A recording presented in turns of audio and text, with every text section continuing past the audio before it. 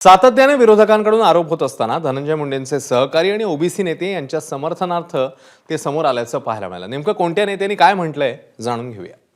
अंजली दमानी या आयुष्यभर केवळ फक्त राजीनामेच मागत फिरतायत। त्यांनी राजीनामा मागितल्यानंतर कोणालाही काही टार्गेट करायचं आणि त्याच्यानंतर राजीनामा मागत फिरायचं हे काही उचित वाटत नाही।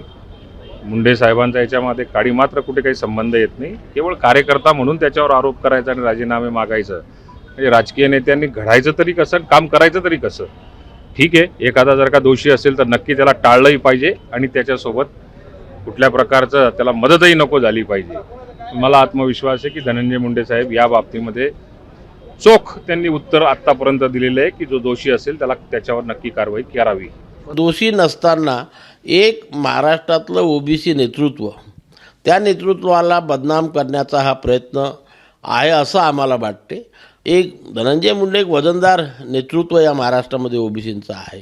उद्या त्यांच्यावरती समजा काही प्रकार घडला आणि त्यांना मंत्रिमंडळातून बाहेर काढलं किंवा झालं तर या लोकांची हिंमत वाढेल आणि सर्वच ओबीसी नेत्यांना संपवण्याचा प्रकार या महाराष्ट्रामध्ये सुरू होईल। तो ओबीसी समाज खपवून घेणार नाही।